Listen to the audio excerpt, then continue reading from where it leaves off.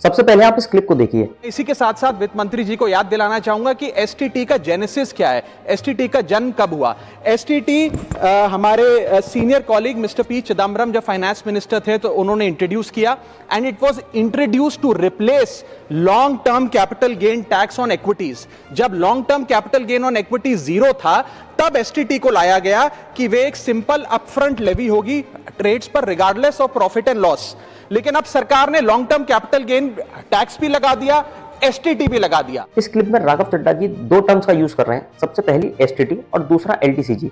आइए समझते हैं दोनों क्या होती है, फिर एनालाइज करेंगे उनकी बातों को। तो देखिए, जो एसटीटी है वो होता है securities transaction tax. Basically stock market में जब भी मैं कोई शेयर, म्यूचुअल फंड, ईटीएफ या कोई भी इंस्ट्रूमेंट खरीदता या बेचता हूं तो सरकार मुझसे उसमें एक स्मॉल परसेंटेज टैक्स के रूप में लेती है, जिसे हम एसटीटी बोलते हैं, सिक्योरिटीज ट्रांजैक्शन टैक्स।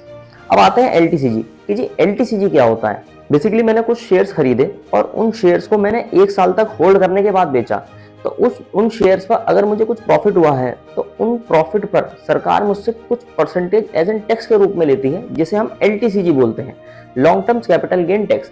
इसमें जो करंट रेट है वो है 12.5%। इसमें सरकार मुझे 1.25 लाख की छूट भी देती है। एग्जाम्पल से समझते हैं, मान लीजिए मैंने 1 साल तक कुछ शेयर्स को होल्ड किया, उसके बाद बेचा, तो मेरा जो लगभग प्रॉफिट है वो है 2 लाख रुपए का। तो सरकार मुझे 1.25 लाख का छूट देगी और उसके बाद 75,000 पर 12.5% का टैक्स लेगी। अब आते हैं राघव चड्ढा जी की बात पर कि वो कह क्या रहे हैं। देखिए, जो एलटीसीजी है जिसका रेट अभी मैंने आपको 12.5% बताया, वो सबसे पहले उस पर टैक्स इंट्रोड्यूस हुआ था 2018 में।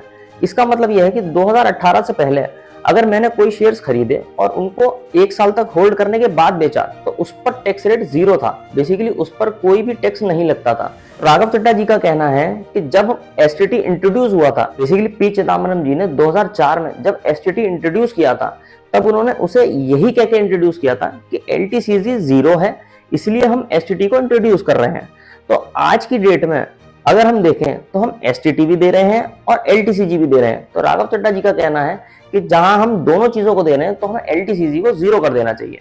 बाकी आप लोगों की क्या राय है मुझे कमेंट सेक्शन में जरूर बताइएगा।